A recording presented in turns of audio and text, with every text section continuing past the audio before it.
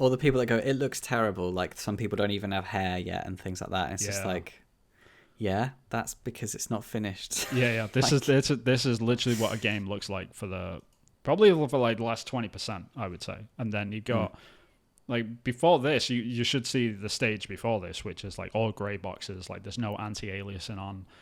Everyone looks like they're 720p. It just looks awful, and that's how you see a game for like a good 75% of production. That's the deal.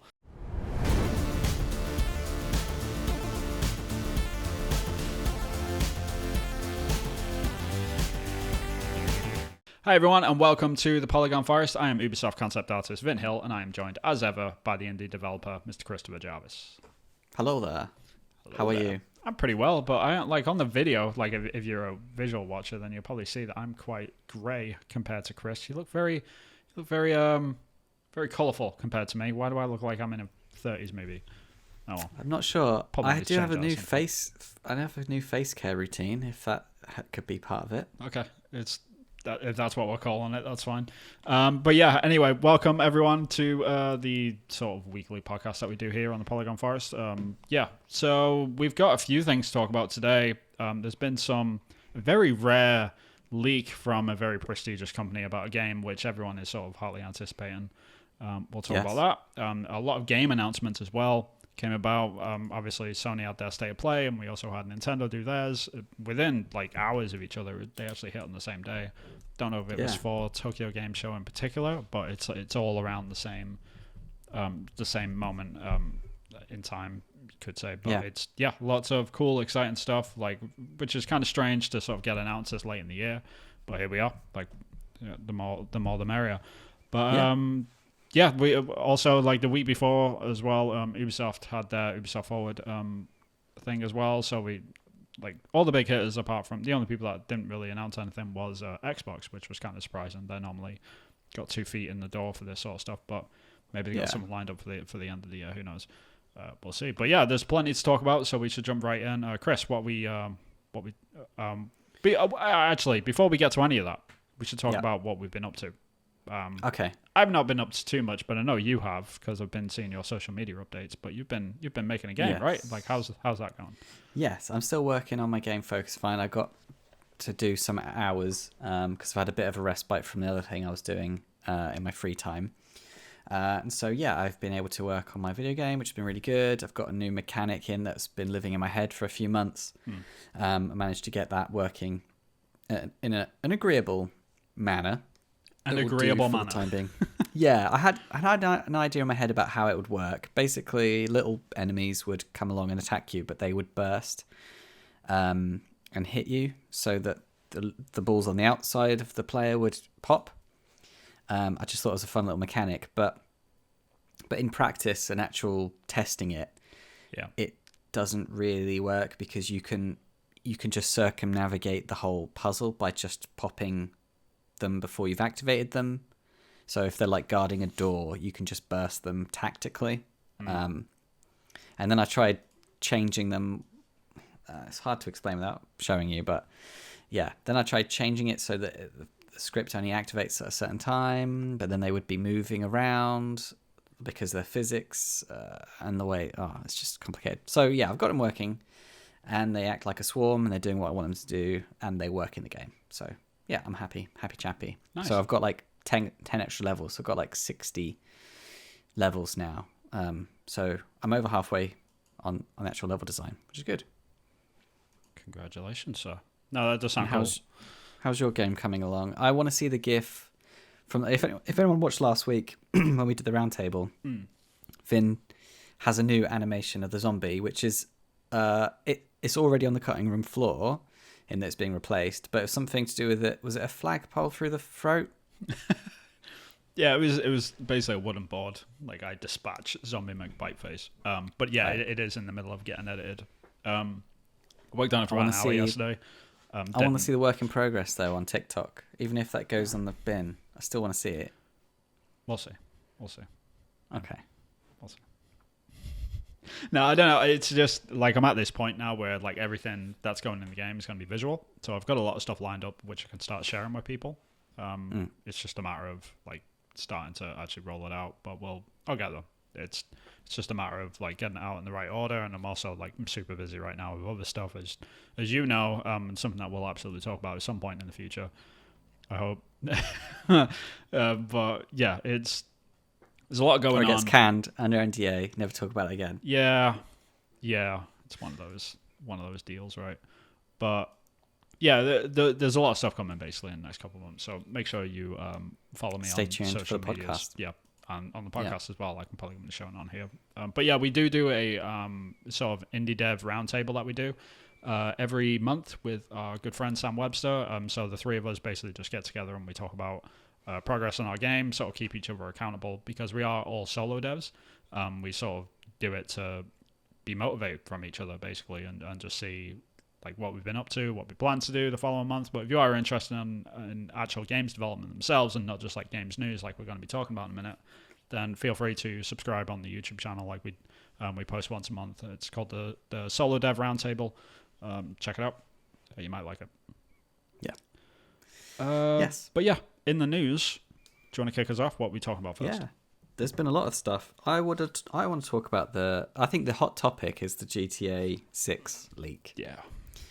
I think that's what's going to be filling up Twitter and probably give us the biggest bang for our buck in terms of search engine. So yes, have you seen some of the GTA 6 leak so far, Vin? And what are your thoughts? I have seen it. I can pull it up and show a little bit. Hopefully it doesn't like get flagged or anything too quickly. Yeah, hopefully so. Should we don't get monetized anyway, so good point. Matter. Yeah, like they can't steal any money from us anyway. Yeah. But yeah, there is footage floating around on the internet of a reported leak of Grand Theft Auto 6, which is extremely rare. We don't get leaks from Rockstar normally. No. Like it's very, very. It's very rare. It's very rare. I don't think it's happened in a while. So no. And it looks like it's in debug mode, and I'm looking at they're in a restaurant and like robbing the restaurant. Oh yeah, they're testing a feature. It's probably something to do with the co-op mode, which is it might be something to do with like their online mode. So it's probably not even from the game itself. It's probably from like GTA 6 multiplayer or GTA 6 online sort of thing. It's probably not even from the actual base game. But obviously, right. Like we get a tease on the graphics, like the way that the game is actually looking. Looks like GTA. You know what I mean? It looks like GTA, yeah. And if it is online mode, then it looks very detailed. Like the amount of models and actual objects in the game is pretty dense for work in progress. Because it's not the final version. We don't know what version it is, but it looks like there's lots of assets kicking about the place. So it's looking quite rich. Looks like GTA. Yeah. Yeah, it looks a lot like GTA. The signs are legible, so that's good. Yeah. Yeah, there's because we know they're not very good at that, are they? Yeah, this is true. With their update. Well, that was to do with the remake. To be fair, which was done by an external studio. It wasn't done by them at all. Yeah. But yeah, like a few things on this, it's absolutely real, I believe, just purely because like I've seen debug menus like this before. Like this is not uncommon to see this sort of stuff. The fact that it's got this crap all over the screen and not just like clean gameplay made by someone tells me that it's real. It looks like the GTA 5 engine, from what I can see. Probably just an updated version of it, which makes sense. Like, there's really no reason to sort of reinvent the wheel, especially when it's sold so much. But yeah, it looks like GTA. Like the characters, in my opinion, kind of look like they are custom. Like they're not actually made by the people making the game. I don't mean they obviously made the characters, but I mean like they don't look like they're hand curated to the point. They kind of look like they've gone through a character customization sort of thing. Main characters. This is a player created character. So it sort of leans more towards the fact that this is probably to do with GTA 6 online rather than GTA 6 like the game itself. So it doesn't shine too much light on much, if I'm honest. Like there's people that are probably going to like go through the debug mode and sort of see the debug code that's like displayed on the screen and sort of see what the like if there's any like sort of hidden little features in there, because you can tell a lot from debug code. But yeah, overall it looks very, very part of the course. Have you got any takeaways? Yeah, lots of NPCs as well, like in the nightclub and stuff. And the lighting looks quite nice, where it's quite dim and dark and dingy, because it's quite difficult to get looking nice and legible, so like understand where you're going and what you're doing and things like that. So I think that they've got the nighttime look pretty good. It looks like they've improved on the last game. So yeah, it's tough. Yeah, that's my major look. It's tough because the they've even got like an FPS counter because it's the engine as well. Like there's a difference between like a build and the engine. Like as you know, like you're working on your game Focus Find, like how much better it runs on like a build. Like if you just like build it and you've got like the XP on your desktop or whatever, open it's all dedicated. When you run it in what you call it, like an engine mode, then you get a lot less bang for your buck. Basically, like a lot of the effects are turned off.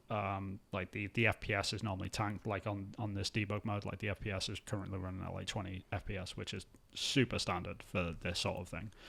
Yeah, like it's the problem is when these sorts of things leak, people are going to see them and be like, oh, the game only runs at 20 FPS, GTA 6 is going to be awful. It's like, I'm waiting for those like takes because people are idiots, they have no idea.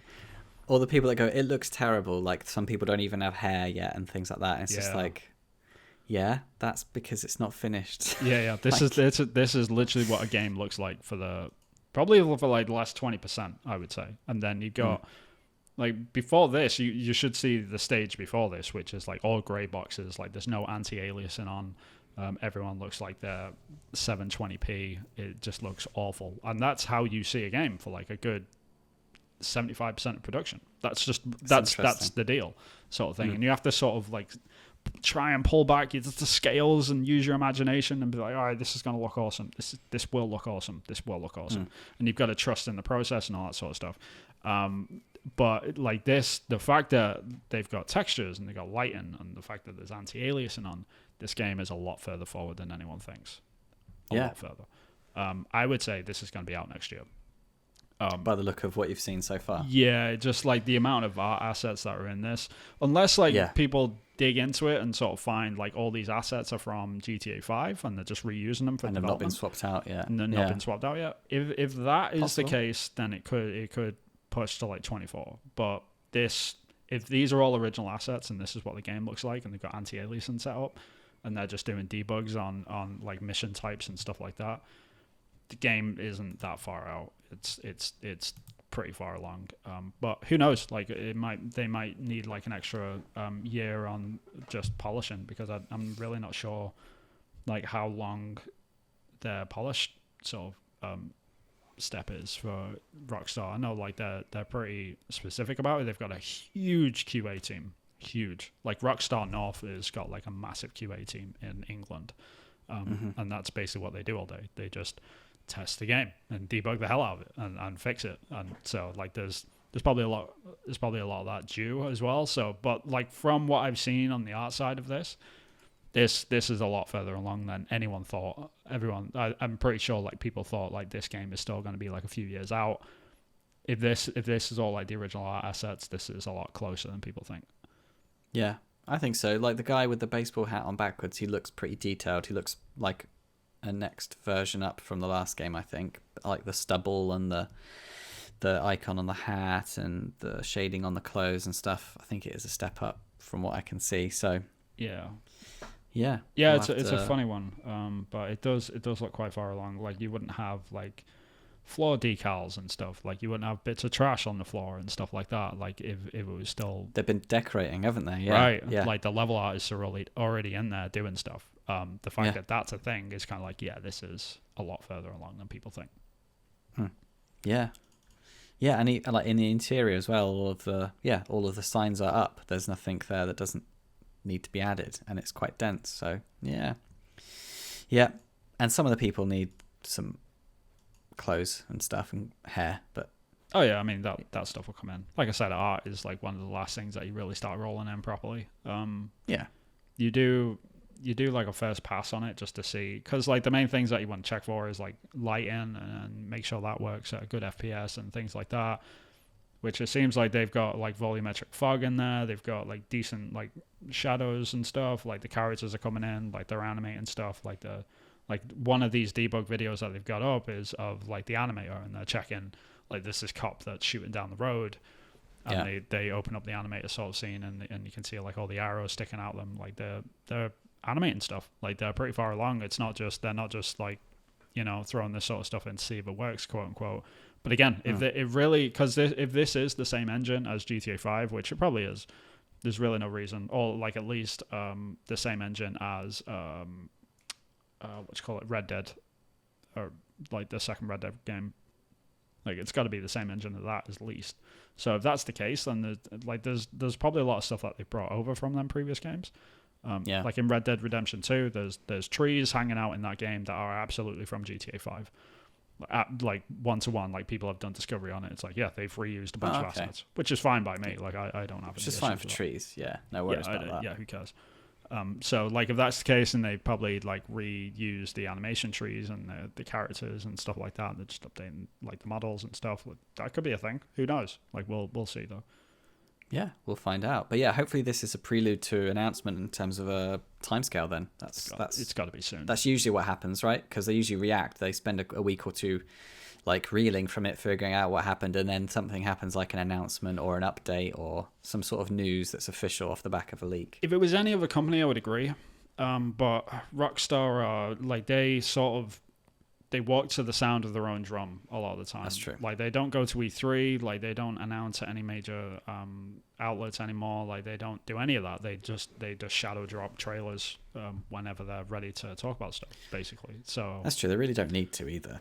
Right? It's GTA, but you know what I mean? Yeah. Like the last game sold like 100 million copies, man. Like they could announce it on a Tuesday morning or something, and just like they could announce it on Christmas Day, and they would still sell as many copies as they're planning to, basically. So, yeah, it doesn't. I don't think they'll.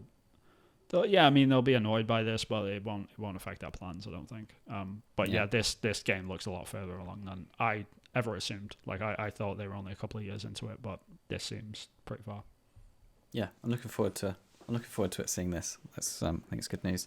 We should probably move on. What do you want to do next? I don't know. We had a load of announcements. We've got We have a load. Yeah, we could start at the lower end. No offense to my brethren, but like we can talk about Assassin's Creed. Lower end. Come on. Yes, there was some announcements from Ubisoft. There was. Yeah. The biggest ones was Assassin's Creed Red, Assassin's Creed Hex. It's Hex. It is Hex. It's Hex. Yeah, I've had a couple of conversations internally with a couple of people about this. For full disclosure, I worked on Hex. I was on it I was at the beginning of this year. I'm a senior concept artist at Ubisoft, so like I was on this project for a little while. Kind of funny because it had a different internal code name, and then like when it was announced as Hex, or like on the actual announcement it was announced as Hexa because it's got an E on the end. It's not Hexa, it's Hex, like because it's Hex. Yeah, silent E at the end. Yeah, I mean if you look at the trailer and stuff, like you can sort of gauge what sort of feeling they're going for the thing, and like if you know anything about what a hex is, then it's kind of obvious what that would be. It's tree-ish, so it's got like, for me it's like Blair Witch vibes, so I'm thinking It's like witches and curses and stuff like that. That's what I'm thinking. Sure, and like traditionally a hex is a curse of some kind. Yeah, that would make sense to call it that, other than Hexa, which isn't a word really. So it's people are it's just the whole thing annoys me. And you've got the Assassin's Creed Mirage as well. So where you're playing as it looks like Basim, like a younger Basim. It is Basim. It absolutely is Basim. Yeah, and you like it's how he became a assassin and all that sort of stuff, and it's like a smaller action adventure game rather than an RPG element. But from what I've heard, so that looks really cool. Looks interesting, and back around was it Baghdad or that sort of area? Yeah, I think it's at Baghdad. Last time I checked, anyway, I'm pretty sure it is. But it is very much a nod back to, like we were talking about this in the pre-show, but like the type of Assassin's Creed player of Moon since our generation, which is the action adventure Assassin's Creed game. Obviously, a lot shorter. smaller, more dense, populated areas, things like that, more focused on assassinations, not any RPG mechanics. It's very much what this game is, from what they've shown off as well. I believe the game is actually retailed it's cheaper as well. Like it's not full price game. It's like $40 or something, which isn't getting talked about enough in my opinion, because it seems to be like a pretty decently sized game as well. And it's sort of get people back into the franchise a little bit, I think. That definitely does sound appealing to me. At that sort of price point, I'm guessing it's probably not going to be day one Xbox. What do you call it? Game Pass, you mean? Game Pass or PlayStation. Oh, God knows. I haven't got a clue. Like all them deals. Who knows? Get but that will sorted get out at the end. Yeah, it gets at the end. But I'm guessing not, because it's Ubisoft, just because of their track record of not releasing things on day one Game Pass. So sure, and they've got their own subscription service as well, which is the day one stuff. So I mean, unless they like release Ubisoft Plus, which is their like subscription service, which they've got. Yeah. If they release that and sort of bundle that into one of the other subscriptions, like PlayStation service or the Xbox Game Pass, I mean, they could absolutely do them deals, because that's what EA does, right? Yeah. I think that's probably going to come in time. It really wouldn't surprise me, like, if that didn't come. It really would surprise me if that didn't come, sorry. Like, it'd be strange not to wrap those up into the services. Yeah. We'll see. Because we're on the precipice of, like, making video games like this, like the cable subscription anyway, like where you subscribe to Netflix and Hulu and Amazon and you Prime. get it all as and when it happens. Yeah. And they tie you in. Yeah, we'll have to wait and see. And then Assassin's Creed Red. That is the big one, isn't it? Japan, that's the big one that everyone's crying out for. So that's good to see that that's happening. And then the small Chinese one as well, on mobile. So there's like one in China. Yeah, Jade. Can't remember what that was called. Jade. So Jade was the small mobile one for it's designed for the Chinese market as well, I understand.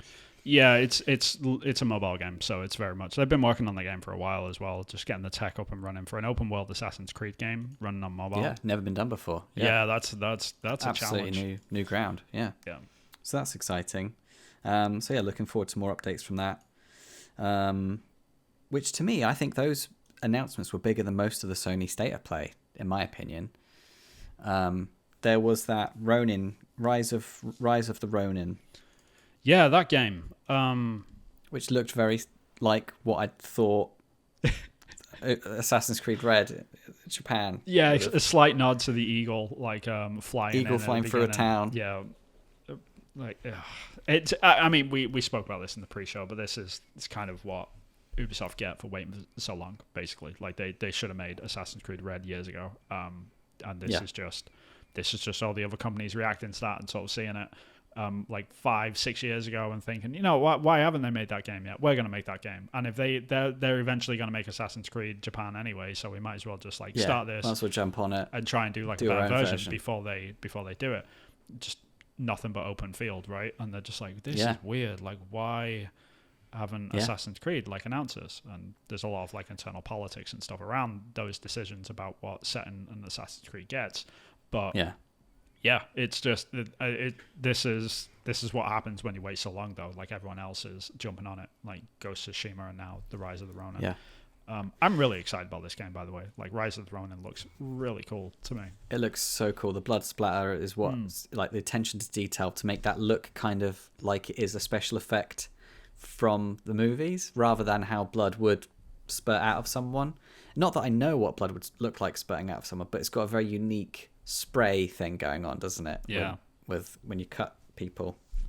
Based on the trailer, who knows what it's actually going to look like in game. But I was quite looking forward to that. Yeah, it's just like the pedigree of that studio as well. They've made games like Neo, and Neo is like a sort of Souls-like game set in like feudal Japan, but it's very much around the mythology of Japan. It's about yokai and stuff like that. Whereas this is made by the same team. It looks a lot more to do with just like human enemies. It looks a lot more visceral, almost like a Tenchu game to an extent. Yeah, it's kind of like a Neo meets Assassin's Creed. That's the sort of feeling that I get from the trailer so far, anyway.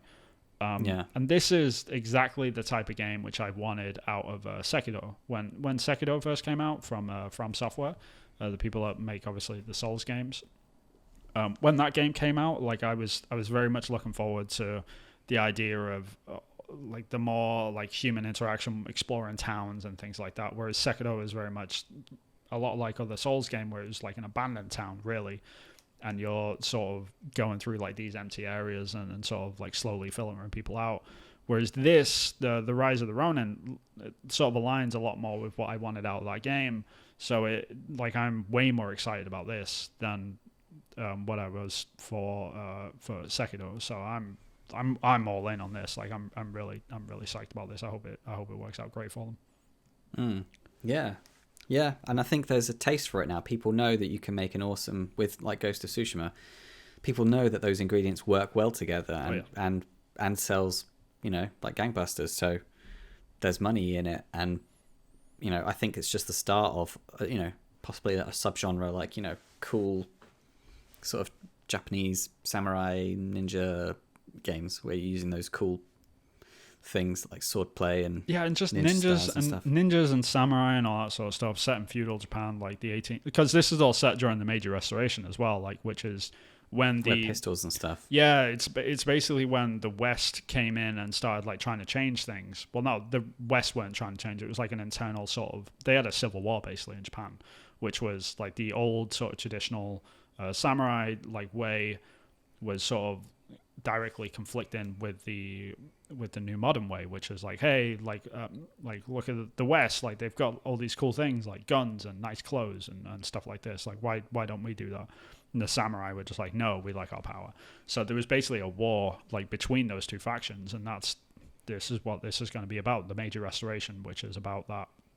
So it's very, very interesting like time period, and it's a fascinating piece of history which like we don't really like, it's not really covered too much. Like we normally focus on like the really early sort of samurai stuff, like the feudal lords like fighting and stuff, and the daimyo and all that sort of stuff.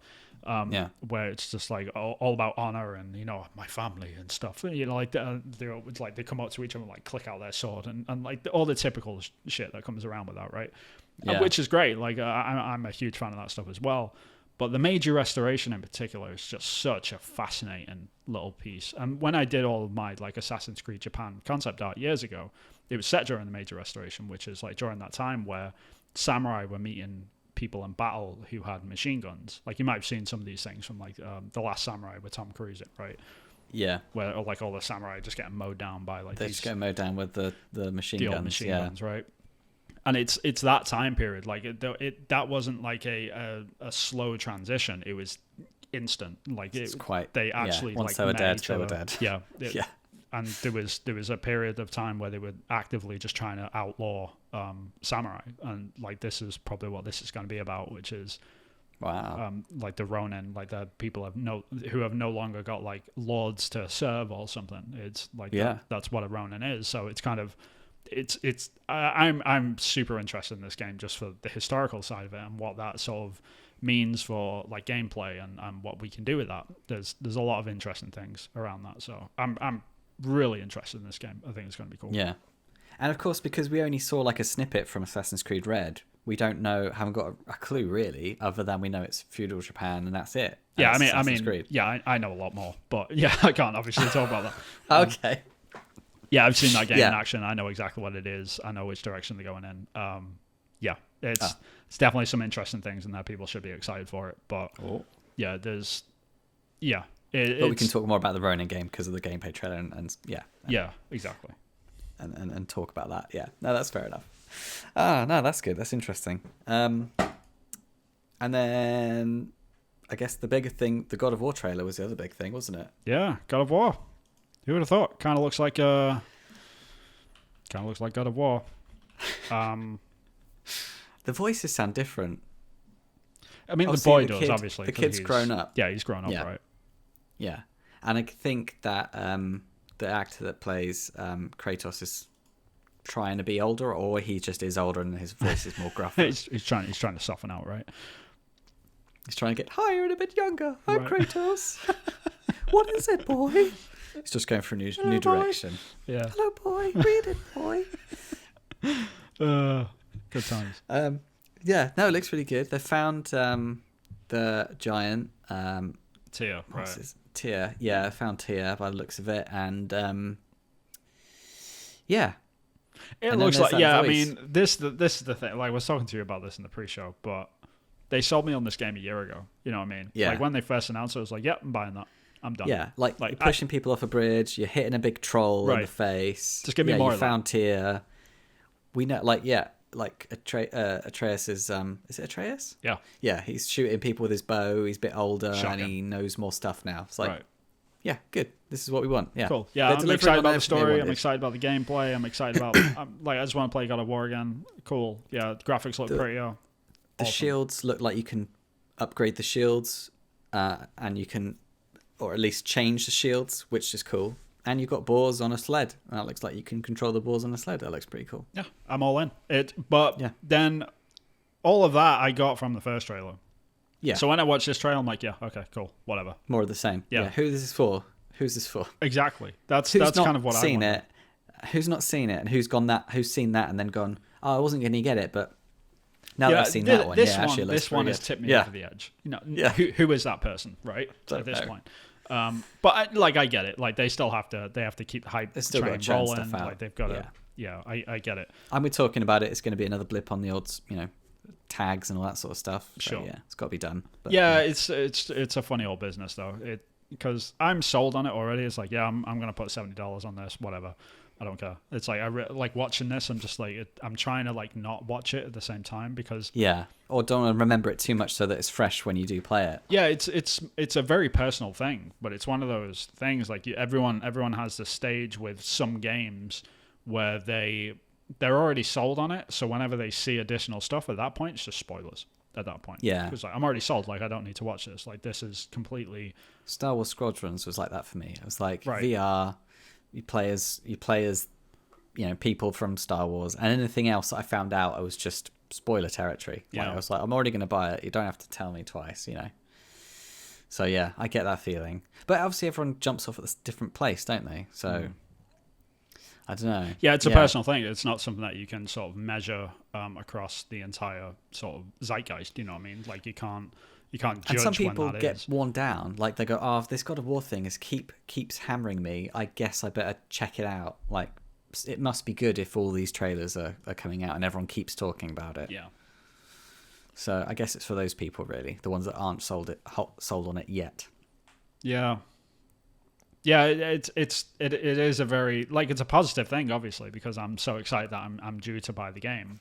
But it's one of the most hyped games in history now, I think, isn't it? Yeah, at this point, like people are ready for it. It's going to hit at the right time as well. Like if it sticks to its November release date, which sounds like they are. Like from the look of the game as well, it looks done.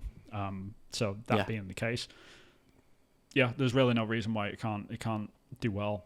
Like they've sort of set themselves up for success here. Hopefully, it works out for them. Yeah, Because they've had in general they've had like quite a slow year after Horizon Forbidden West. I'm not sure like what other big hitters came out. What else have they had this year? nothing jumps to mind. It's been quite a slow summer. That's the It's thing. been a slow summer, yeah. For COVID everyone and stuff. as well. For everyone, like there's not really been too much. Like I've probably played the least amount of video games in my entire life this year, which Same. is surprising. That's not something which I'm used to doing. Really, Yeah, it's kind of weird for me to hit that. Like I've been playing my Switch a little bit more than I normally would, because it's just like even with Game Pass and PlayStation Plus and all that sort of stuff, like the majority of games that are coming across on PlayStation Plus, I'm like, yeah, I already bought these games like 3 years ago. Like I've totally played them already, and I'm just like skipping them. They go by. Same thing with Xbox. Now that I've caught up with everything, like from missing the last generation, like I didn't have an Xbox One. Now that I've caught up on all like Halo games and Gears of War and stuff, like I've gone through all of those. I'm like, all right, sweet. When's the next thing? Sort of thing. I'm just waiting for like Hellblade and things like that. It's like, well, you know what I'm going to say, Vin? what? Mass Effect 2. It's all right. Have you played Mass Effect 2? I've played it a finished little bit. No, I haven't finished it. Games are kind of dated, man. Like, I'm sorry to say it, like they're kind of dated. Like for like a first time player, they're hard to play at this stage right now. If they got like full remakes, they would be amazing. But okay, because like they're just remasters, like it feels like I'm playing a game from 10 years ago. Because hey, guess what? That's exactly what I'm doing. Yeah. I can like respect them for what they were, absolutely. Yeah. But trying to get in the loop on them now, it's kind of hard. But I will get through them because they deserve the respect. Obviously, like people never shut up about them, yourself included. It's one of those ones where it's like watching Citizen Kane. Like if you're into films, you probably should. It's exactly what it's like. You're right. Yeah. Like even if it's not going to be amazing, and I did that, and I actually really enjoyed it. So right. You know, yeah. And there is absolutely like games on both sides of that fence. Like I sort of shoved you into the corner to play Eco like for the first time. Yeah, and I really appreciate that because I really got a lot out of that. Yeah, and Shadow of the Colossus and Last Guardian. So yeah, and it's stuff like that. Stuff like that is just you can appreciate those games absolutely in a vacuum, but if you take them out of that box and compare them to modern games, like it's like, is it a fair comparison at that point? Like that's debatable, but it's no. Yeah. And Mass Effect sort of falls into that category for me as well. Like it's half of the enjoyment actually comes from how impressed you are with yourself that you're enjoying it, considering how dated it is. Yeah. Like, half of the enjoyment is that it's like I'm really enjoying this, and it's really old. Oh my god. Yeah. It's like when you get into Shakespeare for the first time, you're like, I'm not going to like Shakespeare, and then you get into the story, and like, damn, he knew humans, man. That guy knows the human condition inside out. It's kind of like that. But yeah, okay, fair enough. Yeah, that's fine. I will get around to it. Well. Like the respect is deserved for it, but yeah, it's some games just don't age as well in terms of. I don't know, like Mass Effect was a great game. It just the way that it sort of portrayed itself as this big epic, which it absolutely was. But in reality, when you're playing a big epic and you're in this huge citadel. It's a corridor shooter, isn't it? Really? Right, exactly. You're in this huge citadel, and it's like, all right, cool. I've got to get to this side to the other, and it's like, wow, this place is huge. This is great. Look at all these things. Like, oh my god, look at these people going by. I'm there having that conversation and stuff. For the first time, that's amazing. Yeah. The 20th time, you're just like, why can't I get over to the other side quicker? And it's like it's stuff like that, which we've sort of rounded off those edges over the years, I guess. Like that's something that we have figured out for the most part, but like they still persist. Like they've actually fixed some of those things, like the lift fast rides or stuff. the elevator rides. Like a lot quicker. Yeah, they've been cut in like to a fifth of what they were and stuff. Yeah, I can't even imagine playing this game on the Xbox 360. Like I just can't. It's kind of like when kids are used to like no adverts on telly now. Like when I was playing those games, that would be like, I'm in a lift, I'm gonna go make a cup of tea and go to the toilet because I know that I'm just gonna be sat there otherwise. Yeah. So that's kind of how I got around it. Yeah. Yeah, it reminds me of like going back like the early internet, right? Like loading up a website, clicking on it, and dial-up kicking in, and just seeing images load in, and you're like, all right, I'll go make a coffee and come back. And then you get your page, and then you got to click on the next one. Madness. Yeah. Absolute madness. Yeah. So yeah, God of War, it's gonna be £70. I think that's fair enough for AAA. But wow, do I actually think? I guess it's just where we are now. But Sony was saying that they're increasing their console price as well, right? So yeah, it's gone up by like $30, $50. I can't remember what it was. I can't remember what it was, but yeah, it's going to be going up, which isn't surprising, I guess, from Sony. Makes sense. Over the last few years, they've been a bit money grabby, I guess. Obviously, the price increases for that stuff. The PlayStation Plus service, which they're sort of doing, which is okay. It isn't great value for money. It's not compared. Like in a vacuum, it's amazing. Don't get me wrong. Yeah. But when you compare it to the competition. Like no day and date sort of exclusives. There's no like the classic catalog on the PlayStation Plus service is a joke. Like it's, to be blunt, like there's no real way around it. As a person that plays a lot of retro games, and I love that stuff, and I was really excited about the idea that Sony were bringing more PS1 and PS2 games to to a subscription service. It was like finally, people have been screaming for this, and it just comes out like. Not even half baked, it's like quarter baked. It's like, where are the games, man? Like, where are they? Like, you've got thousands of them sat in the vault, and you're just running this stuff through an emulator for the most part. Like, there's people that do this stuff in their spare time, for free. For free in in days. Like, why can't you knock these things out? Like, I don't understand why there isn't more of it. Like, just make a catalog, especially if you're charging people like an extra $30 a year or something for this stuff. Where is it? Like, why can't I play? Like, I've got like 100 PlayStation 1 games on my PlayStation 3, which I bought through the store. Why can't I download those on my PS5 right now? Why is that not a thing? Yeah, it's crazy. I think the sad truth is that you're right. I think there's just money grabby, and I think they run the numbers and they thought we can get away with this, and the people that were going to buy that is going to be the 80% of the people that were going to buy them. Yeah. And after that number that they've released of the retro games, it's going to be diminishing returns, and people like me that don't really play it, that would have bought it and played it if they'd got a huge selection, we're probably in the minority, and I think that's what it's down to. Like, and I'd probably go on and play a few games here and there and not really use the service a huge amount, but I would appreciate it and I would spend some money on it if they had a huge back catalogue. Yeah, I mean, because like you really cool look at ones. the competition when it comes to the retro stuff. Like Xbox, I've now got support from Xbox One all the way up to, the original Xbox, like OG Xbox, all the way up to their current Xbox. Like every single platform is currently backwards compatible to the most extent. And then you look at even Nintendo is beating PlayStation at retro stuff, which is insane. Like the fact that GoldenEye was announced this week for Nintendo. Yeah, it's stuff like that, and it's like, all right, they've got their games coming. Like all of their classics are starting to roll into their sort of online subscription service, which is to be fair, like it's only $60 a year to play all that sort of stuff just on the fly whenever you want. So then you can download the games, play them wherever, and you can play them like in handheld mode or like full screen mode, and they look great and they play fine. Yeah. Where is Sony right now? I mean, I just want, like, if I could like find Jim Ryan and just shake the shit out of him and just like, dude, like, you know, what you doing? What you playing right? at? Like, you Give know, us some games. you're a games company. How about you, them games Release that some you've games. got? Like, Yeah. why don't you like make them sitting playable? there, collecting dust. Bananas. Yeah. But yeah, And, like I heard- outside of all that though, and then like that sort of tracks to the point where we're at now. It's like, yeah, of course they're gonna increase the price on the PlayStation 5 because they feel like they can do that, and to be blunt, they can and they will. They can and get away with it. People will still pay for it. So Whereas Xbox said they don't have any, like, almost as like a retort to that counterpunch. Yeah, news. It's like a counterpunch. It's like they don't have any Xbox don't have any plans to increase the price. So again, driving that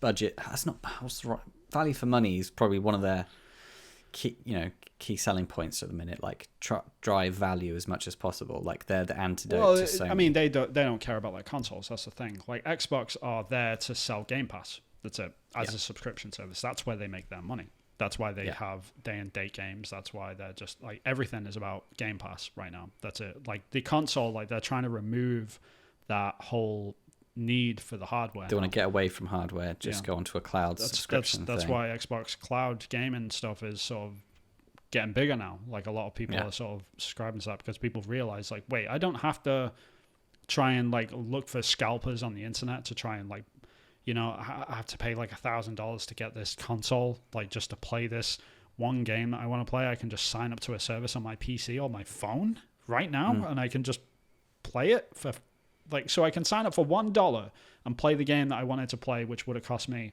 $1,000 if I couldn't get hold of a PS5 a year ago. Yeah. What sort of thing? And that's where it's going to go, undoubtedly. And so if these big console manufacturers don't get behind it quickly, then someone else is going to come along with a better subscription service. And Sony's going to be left in the dust. Like when Xbox start not making consoles and Sony have to go, oh, I guess we're not going to sell a console then. Yeah. Yeah, I mean, it's just like you look at entire markets like in China and India and even places like Africa, right? Like there's people that are starting like getting more and more access to internet like as the days go by. Asia and Africa are the emerging markets, and they're going to be huge drivers in revenue. So it's going to be whatever those people like to play is what's going to be making money. Yeah, and that's why mobile games are so big in China. It's not that people just like mobile games there. It's like, no, like there's going to be lower income families because like the population is like massive, right? So if they're lower sort of income families, then they can't afford a console, but they still want to play games. That's why they play mobile games, because the majority of them are free. And they got more money than they did than their parents used to have, and so they can afford video games where their parents couldn't. Exactly. Yeah. So they can afford the games, but they can't yet afford the consoles. So Yeah. Phil Spencer is being very, very smart in this respect and just saying, why don't we just like cut out that middleman and just like give them access to the games if they've got an internet connection, and if they pay us $100 a year versus that $2,000 which the average gamer does, like the average hardcore gamer dishes out, which more power to them if they can play it locally and stuff.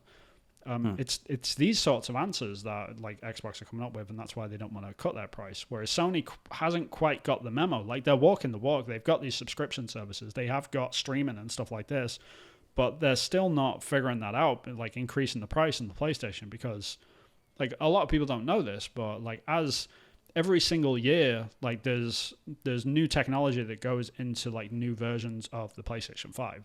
Like it's been updated like 4 times already. Like people just don't know about it because they're not major updates. They don't like change like the shape of the console or whatever. But internally in the console, they're constantly changing it because they figure out how to make parts cheaper. They figure out how to make a smaller heatsink with different materials. Gets a tiny bit hotter, but no one cares, sort of thing. Like they'll lose like 1 FPS on a game, like nobody notices, whatever. They'll just do that over and over and over again, and they are saving hundreds of dollars by doing this. So, like, even though they're making components which are cheaper, they're raising the price of the console. It's like, where does that line up at this point? Like, every console does that. Like, Xbox are doing it as well, but they don't change the price. If anything, they bring the price down, like you're supposed to. But again, over time, they usually bring the price down, or like do it when they release a special version, like an extra version, like the. Although Xbox kind of released that at the same time with the Series S and the Series X, didn't they? Yeah, like they've already got the slim version, right? Like it's already there. And the slim version. Yeah. So yeah, maybe that price point will stick because of that. That might be their tactics from the word go. Yeah. I honestly would not be surprised if Xbox don't announce a price drop soon to counter this, because it's one thing saying, yeah, we're not raising our price. That's one thing. But if you really want to hit back, like, yeah, we're going to drop our price, $50 cheaper. Yeah, things have been really hard for everyone. Xbox has done really well. Game Pass is doing really good. Here's a little treat. We're going to drop the price of the Xbox. Yeah, like you can pick up an Xbox Series S for like $250 now rather than $300. Go for it. Yeah, sort of thing. When Starfield comes out, and as well, that's going to be a right. And Starfield's that's big going one. to turn That's some going heads. to be the sea change. Some heads. Yeah. Because we've had this long discussion. Like a lot of people, we can discuss this stuff all day about like the value for money that you get out of Xbox is like undeniable. Like the amount of games that you get and all that sort of stuff, but next year, like people kind of forget that Xbox have got a long line of games coming out, like games like Starfield. Like when those games start hitting around the same time that the Activision deal is probably going to go through, and then the Call of Duty starts showing up, and then all this sort of, like I don't mean like new Call of Duties. I'm talking about like including the new Call of Duties either, but like all the old stuff. Like all the back catalog just starts Yeah. loading in. Like you can play all the Call of Duty games, all the Blizzard games. Here's all the Diablo games. World of Warcraft gets announced. Warcraft Online, yeah. World of Warcraft on an Xbox. Like why is like that is coming. Like if people like it or not, that's coming. It has to be. Like yeah. And if it's not, then Phil Spencer needs a kick in the face because it's like, what are you doing, dude? Like it's free money, right? That you can print money from that. You know that, yeah, right? Definitely. Yeah. So yeah, it's like a storm is coming for PlayStation. I think they know it, and they like when they pull these moves of like, hey, let's increase the price of the PlayStation 5. It's like they're not looking at the horizon very much at this point. It's kind of weird. But again, I understand there's a recession going on. I understand like there's a global recession going on where like a lot of things are getting more expensive, like import and export and all this sort of stuff. Like obviously this stuff costs money and it's costing PlayStation more, but like they've gotta like read the room a little bit. It's kind of nuts. Yeah, we'll see what happens. When they start losing money is when only thing that's going to make them change course, I think. Oh, they're not going to though. Not this generation. No, that's it for 7 years, isn't it? Yeah, pretty much. Or probably 6. How many years have we had the consoles now? It's coming up to 2 years. 3, almost 3. It'll be 3 this November. Yep. So we're only 4 years away from a new console. That sounds bizarre. Yeah, I think the first one. We're nearly midway through the cycle. Yeah, almost. It'll be. We'll probably start hearing about like a PlayStation 5 Pro in the next 12 months. I guarantee it. Yeah. But the first chip to fall is probably going to be Nintendo. They're the ones that are going to be announcing the next console pretty soon, I think. Within the next 18 months, There's gonna be a new console from Nintendo, either a Switch the Pro or a new. Because the Switch OLED was so like lukewarm. Yes, crap. Like, what were you thinking? Like, nobody cares about that stuff. Nobody. We want a Switch Pro. We want to be able to play Zelda at 60 FPS. That's what we want. Like, that's what people care about. Yeah. Yeah. And now that the Steam Deck is out, they've got serious competition ahead. And Steam will not be the only ones. There is a lot of other companies that are looking at handheld PC consoles right now, and they're just like, we can do that for a lot cheaper than what the Switch is. So Nintendo have got a lot of competition coming. Yeah. Speaking of Nintendo, I was just about to say, yeah, speaking of Nintendo, we've not even talked about the new Legend of Zelda trailer that dropped. I've had some mixed reviews from the trailer. I thought it looked really cool. I was really excited.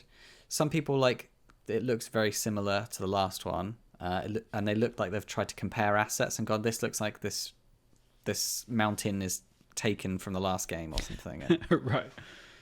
And they don't want to play the game if it feels familiar, because half the fun was like exploring and finding new things. But if it's a similar layout to Breath of the Wild, this new Tears of the Kingdom, then they're not going to be super interested. I think it's going to be different. I don't think it's going to have the same map. I think, yeah. No, anyone's going to make that. There's 2 points to make that here. mistake. First, it probably will be the same map, including like the map that's in the sky, because obviously like he jumps off this thing and he dives down. It's probably going to be like the old map is going to be on the floor, and then it's going to be like a whole new map above them. That's what the game's probably going to be about. That being the case, if the map is similar whatsoever on the floor, for one, they're probably going to reskin it so it's like all like a new situation is happening. Like, oh, like someone took over this part of it and stuff, and people kind of know their way around, but they're discovering new bits and stuff, which is great and stuff. But yeah, there's the second point, which sort of ties into it, is that if they do just reuse assets, who's going to care? It's Nintendo. They can do whatever the hell they want.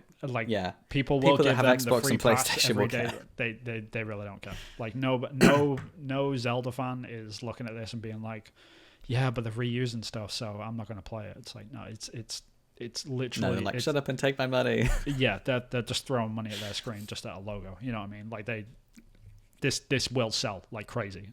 People are going to play it. I'm going to play it. Like, I'm going to sort of check it out and see what it's like. I had a lot of problems with the first game, and there's some things which I really hope that they fix in this one. Weapon breaks. If there's weapon breaks in this, probably not. I might not even pick it up. That's the sort or at least address the issue, right? You could say that's the breaking point. Meta jokes going on here, but yeah, it's like that mechanic in particular like really broke the game for me. It just sort of because it kills the sort of the game loop, like the main game loop, which is like, oh, you come across an enemy, you fight enemy, you don't gain anything from the enemy because they don't really drop anything. If they don't drop anything, why am I breaking my weapon by kind of... Why don't I just dodge it and run away? Yeah, why don't I just ignore them? And then the second that clicks in your head and you just start ignoring enemies, you just don't interact with a third of the game. You know what I mean? And it's just it's a weird thing that they didn't complete that loop because there's no experience in the game, so you do from there's no fighting. Benefit from fighting enemies, right? Yeah, there's it all like even worse, like there's not actually no benefit. It's actually the opposite. They actually see your detriment. Advantage, yeah, because you get to keep your weapon. So what you end up doing is running around with all these weapons that you're hoarding and not using anymore. You know, so it's a very strange system. That's broken. So that's broken. That's not. Yeah, that's broken. So hopefully they fix that. If they do fix that, then I'm all in. But like to sort of talk to the fact that it is very similar to Breath of the Wild. This isn't like a quote unquote Zelda sequel, which we're like sort of seeing from the difference between like Wind Waker to like Skyward Sword and stuff, or like from Link to the Past to Ocarina of Time. Like they're like kind of soft reboots all the time that they do, but they also have direct sequels like Ocarina of Time to Majora's Mask, for example. Like that's a sequel. This is very much in the same vein as that. That's why it looks so similar, because it's a continuation of that sort of story, even though like everyone can laugh at that because every Zelda game is the exact same, which is, oh, Ganon's kidnapped Zelda, you've got to go and save the princess. Here's some like environmental puzzles, go, sort of thing. That is the story of Zelda every single time. Yeah. which But it works. they're the same. The people that love these games are the same people that say like Assassin's Creed is just the same thing over and over again. But here we are. This is the world we live in. Yeah. I don't want to climb a tower again. I'm going to go and play Zelda instead. Where you climb towers. Yeah. Yeah. Yeah. Yeah. Yeah. Oh, well. I had a whole conversation once with someone that said they didn't like Shadow of the Colossus, but they really like Breath of the Wild. And I was like, they're like the same game, dude. Like, you do so many things that are similar. Yeah, I don't really like the exploration in Shadow of the Colossus. Really fascinating. Let's have this conversation. Wow. Okay. Yeah. Funny old story. I guess the pacing's different, and that's enough. But yeah, I don't want to get involved in that argument. Yeah. That sounds crazy. I mean, yeah, it's a Zelda game. It's gonna sell like hotcakes. Like everyone's gonna play it, and it'll probably get 10 out of 10s from all the outlets because they're all Zelda fans. But yeah, who am I to say anything? I mean, like, God love them. If they're enjoying the game, then I've got nothing against that. I probably will pick up the game. I hope they do listen though, because you've said something that I've seen time and time again on Twitter. Yeah. So it does seem like they are tripping over on some basic game design stuff that a lot of people have picked up on. So I hope that they take on board the, correct criticism, because, you could argue, a lot of people could argue that the game would just be genuinely better across the board from all critics if they fix that sword breaking issue, like weapon. Yeah, and I mean, and I'm nitpicking, obviously. That's the thing. Oh, yeah, The game is still really enjoyable. Like, to explore around. Do I think it's a 97? Absolutely not. That's ridiculous. Like, that's what would you give it? I'll give it a good 9 out of 10. Easy. Without a doubt. Probably, maybe like a little bit lower, maybe like an 8.5, just purely because of the weapon break. Like, it just kills like a core feature of the game. Like, combat is just completely useless to interact with for the vast majority of the time outside of bosses. Like, there's that's just actually no real a reason. good compliment to the rest of the game, I think, because that's what most people do most of the time, right? In a game. Environmental puzzle design in Zelda games are fantastic. Like, they're really well done. Like, it's a great game to run around, just explore. The two things that really lack in that game are like the game loop being broken by the fact that you sword break and there's just no real benefit to you like interacting with the combat because of that. And the story. The story is horrific because, like, hey, guess what? We know we have to save Zelda. We know we have to beat Ganon. We get it. We know we have to save Hyrule again because, like, nobody else can do it apparently, because unless you're like this pointy-haired blonde thing called Link. You know what I mean? It's like, oh, really? We're doing this again? Okay, cool. Which is fine because people like wear that like it's a comfort blanket. Like, I know exactly what I'm getting into. Awesome. Yeah. Fair enough. That's cool. But like, do something with it. Anything. Like, flip the script. Like, let me play as Zelda. You know what I mean? Like, do stuff like that. I mean, not just because Zelda's female and like that. It's just do something different. Just because it's different. Anything. Just do something different with the story in particular. I mean. Like, the game design and stuff is like, it's questionable with the sword breaks, but the environmental puzzles are great. Like, the art direction's great. It's very Studio Ghibli-esque. Like, it's got all of that going for it. It's very charming. It makes you want to explore and stuff like that. It's great. It's just those baffling little bits that really affect so much. Like you pull out that Jenga piece and the whole thing comes down. It's just fix those little bits and it'll be great. But yeah, it's baffling to me. It really confuses me. Like the masters of game design that work over at Nintendo, and then they sort of did it not come up in QA? Like, did no one go, what is the QA like in Japan? Are they just like, yes, yeah, it's great, it's yes, amazing? Yeah, right, pretty much. It's just like, yeah, it's awesome. So going there. You just need me to go over there and be like, it's a bit shit. No XP. Yeah, it's kind of broken. I'm avoiding the enemies to maintain my weapon. It's kind of a broken mechanic. Need to fix that. Yeah. And it's how that made it. It just blows my mind, man. It's just really confusing, and people just line up to love this stuff because like everyone's got this nostalgic thing about the Legend of Zelda. It's a comfort blanket. You're right. It is. Yeah. And I mean, I'm a huge fan of like Zelda games of old. Like, Link to the Past is my favorite Zelda game. It's probably in my top 10 games of all time. Still is. I love that game. Absolutely amazing. But they don't have weapon breaks. And it was probably the first time they did the proper like storyline of like, you have to save Zelda from Ganon. Yeah. But then they did it again in the next one, and the next one. Oh, we're doing that again. Oh, okay. And Zelda's gone missing again. Okay. Why would you like if you're the king of Hyrule? What should we name our daughter, King? You know all them Zeldas.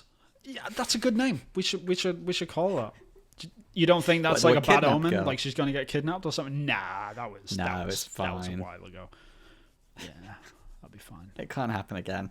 Yeah, what are the odds that someone called Ganon Titanic 2. Right. Yeah. It's ludicrous. Like it makes no sense to me. But yeah, that's rant over. Like rant over. Yeah. Sort it out, Nintendo. Still a great sort game. It out, Sony. Go play it. I don't think you haven't played Breath of the Wild yet, right? No, you should. I'm definitely gonna pick up for Christmas. Yeah, I'll pick up for Christmas. It's never on sale. Like the game's been out for 4 years and it's still $60. I know. Yeah. When I get some time, I think that's gonna be my like Christmas break game. Although God of War might be, but I might play that in November. Who knows? Yeah. When I get some next time off, which who knows when that'll be. Again, with stuff happening. Yeah. I'm gonna have some time off. Story of my life, man. Story of my life. Yeah. But yeah. I found, like the side project that I'm working on is going to be done in November, so I'm really looking forward to Christmas. Really looking forward to Christmas. I just want to play some games. It's going to be good. Yep. Play some God of War then, yeah. I can, indeed. I absolutely can. It comes out like 4 days after like that thing is done, so I'm like, yes. Oh, nice. Yeah. It's going to be awesome. That's going to be like, well done present. Celebratory present. Yeah, nice. Well done. So you've not been playing many games then? No, I've just been playing Crayon Shin-chan still, like on the vacation game. Like I'm loving that thing. It's so fun. Like it's such a ridiculous game to play. But I'm mostly playing it just to like practice Japanese stuff, so I can like just get used to reading and stuff again. But like the game is actually like kind of just relaxing and enjoyable. Like just doing stupid stuff, just wandering around this town and watering flowers and catching bugs and finding dinosaurs. Like it's a very strange game, but it's great. Like I'm loving it. How about you? Have you got anything? Yeah, I like playing the games you recommend, so I think we have quite a similar taste. I've been playing A Plague's Tale on Xbox on the cloud. Really been enjoying that. Yeah, I was like, this is a bit too simple, bit too simplistic. I wasn't kind of sure, and then I just kept playing one bit, and then I kept doing that. I'll just play the next bit, and it's like, oh, that's quite interesting. Oh, I'll play the next bit, and it just sprinkles the mechanics on you, and then you're like, oh, I'll just try this mechanic out, and then it grabs you. And you're like, well, I've got to run away, and then you just get engrossed in it. Yeah. The way it feeds you is really my kind of jam. Like I love that sort of thing. It just keeps plodding along at a good pace and easy for me to jump in and jump out. Yeah. So I know what the story is. I can go for a few days without thinking about it. Then I can jump back in and go, oh yeah, I know what this is kind of roughly about. I know that I've got to get to the place or get to the thing, and there's things in the way, and yeah.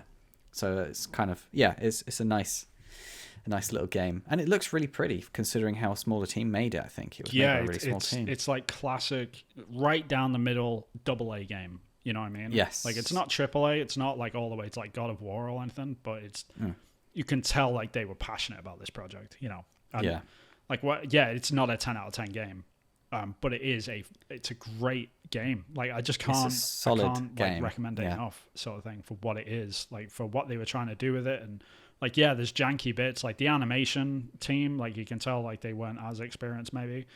Yeah. Like there's some janky animations in there, but like if you like stop and you're just looking around like in a still frame, game looks awesome. Yeah. Like it looks really, really good. The lighting and the water and some of it looks great. Such a great Game Pass game. It's the best way I can describe it. Yes. Yeah. It's like give it a go and you'll enjoy it. Like if it was like 30 quid, it's like, but in the old days, if streaming didn't exist and it was like a 30 quid game, it'd be like the best 30 quid game ever. Right. Yeah, that's a good way of looking at it. Yeah. And the sequel's out soon as well. So like now is the best time. Oh, yeah. Now is the best time to try it out. I'm not sure when in Plague's Tale, is it Requiem? Requiem. October 18th, 2022. Awesome. It's out next month. On Xbox, PlayStation, Nintendo Switch, and via cloud versions as well. So yeah, go play it. Like, oh, your sound's gone. Yeah, I've lost my mic. There we go. Your mic went. Yeah. There we go. Is it back? Yeah, it is back. Yeah, it's back. Yep. God damn it. It just, like, the wire gets messed up, like, every time I go near it. Oh. Yeah, I can't remember what I was talking about. Make sure you go and play it. It's awesome. Yeah. Yep. Good. Yeah, that's all I've been playing. Not been playing much else. Nothing else? Nothing else, Chris? That's it? That's the whole shebang? Yeah. All right. Yeah, I've been busy, yeah. So that's a bit of a quiet one, isn't it? The Grounded game, I played a little bit more of that, but not a huge amount. Right. Yeah. Yeah, I don't actually have, like, any games on my radar, like, properly at the moment. I think the next thing that I want to play probably is God of War. Mass Effect. Yeah. Just get through Mass Effect 2. People keep talking about it. I will. I promise. One day. Yeah. Because then you need to then hopefully my idea for the Moon Rover video game would be a bit better. You kind of have that in your You need to play mind Death a bit Stranding. more. I have played Death Stranding and I can't really get on with it. It sounds very similar to, like, your Moon game. That's all. Yeah. Yeah. To an extent. I'm not saying, like, there obviously are It's too differences. trippy as well. It's too trippy. Death Stranding for me. Like when the ground starts melting. It's just like, what? Yeah, it's a very, like, if it's not your sort of thing, like, it's hard to get into by Yeah. sort of thing. I haven't even got to Troy Baker's character. I don't know. I think I'm halfway through the game. It feels like I'm playing it for a whole half a game. And I know Troy Baker's in it, but I couldn't find his character. So, I don't know. Yeah, it's a very unique game. Like, I'm glad it exists. That's the best way I can describe it. Yeah. I was surprised by how much I enjoyed it. Just like when I set my expectations, because I watched a couple of reviews from it, and just like reviews of that game are fascinating in and of themselves, just because people have no idea how to, like, sort of describe that game. They just don't know how to review it. Like, it's an impossible game to review. Like, is it good? I don't know. Did I enjoy it? Yes. But I can't really describe why it's fun, because all you do is walk across, like, an America that kind of looks like Iceland. And that's it. That's literally all you do. So it was enjoyable, but I don't know why it was enjoyable. Yeah. Very similar to, like, the Last of Us Part 2 reviews, where they were just like, it wasn't fun. It was disturbing, Grueling. and I really didn't enjoy it, quote unquote. Yeah. But, like, it's a 10 out of 10. It's like, wait, what? Like, how is that? Yeah. Okay. You know, like, so it's a Yeah. fascinating game in and of itself. Like, it's a really interesting piece of game design, not because it's good. It's just, it's fascinating because of, like, what you can do within the parameters of what is a quote unquote game. Yeah. Yeah, strange. Yeah. Well, maybe my game is like my answer to it then. Maybe. Yeah. And that's why it's interesting more than anything, right? It's going to be what sort of games are going to come off the back of that. Like, people that get inspired by these games, like, what are they going to make after playing Death Stranding? Like, they're the games I want to see. I'd be really curious to see what people do with it, because, like, taking a mundane task like parcel delivery and making a game like Death Stranding out of it, it opens up a lot of opportunities. Like, what else can you make mundane? You look at Papers, Please, similar thing, right? Like, you're just like a border crossing guy, like, stamping passports or whatever. It's just a mundane thing, but you can make that interesting. What other mundane things can you make interesting? It's a really interesting sort of question, you know? Well, I guess what remains of Edith Finch, the actual gameplay elements were all very repetitive and mundane, and it was the 100%. It was the story interwoven which made them interesting. So, like, you're chopping heads off fish, or swinging on a swing, Right. or playing in a bath, like really basic stuff. You're not shooting anyone's heads or anything like that, but the story makes it engrossing. So yeah, if you can nail the story. And to me, I think that's where Death Stranding failed for me. I just wasn't invested in the story. Right. I was like, who's that? What are they? Like, The intrigue didn't catch you, sort of thing. no. And like, is there people dead? How many people are alive? Like, what? Why is he acting like that? Why is he reluctant to do this, that, and the other? Why? Who's this love interest? Are they old? I don't know, it's just too many questions that didn't get answered quick enough, and it just felt a bit too much like Lost, to be honest. Yeah, it kind of feels like they're just making up questions without... Just to keep you going, like breadcrumb. And I was like, yeah, but to me, it just didn't feel like content. Like, it just didn't feel enough like drama. It felt too much like, like cliffhangers and suspense and intrigue. That's fair. A lot of those questions do get answered, but there's a couple of big ones that just don't. And it's like, that's a bit weird. But yeah, it's one of those games you finish and you have to go and watch a YouTube video of like an explainer, right? Like right after. If I had more time, I think I probably would have loved it when I was in my 20s. I probably would have loved it. Yeah, I think that's fair. Yeah, but yeah, fair enough. I guess that's time, isn't it? Really? Yeah, that's it. I think we're good. Yeah. Well, yeah, thank you for watching or listening if you're listening to the audio version. We are on YouTube. We're on Anchor, so we're on all of the podcast services like Apple Music and Spotify, Amazon Music, that sort of thing. All your favorite places. Apple Podcasts. Like, comment, subscribe. Did you like the episode? In particular, what specifically? Let us know.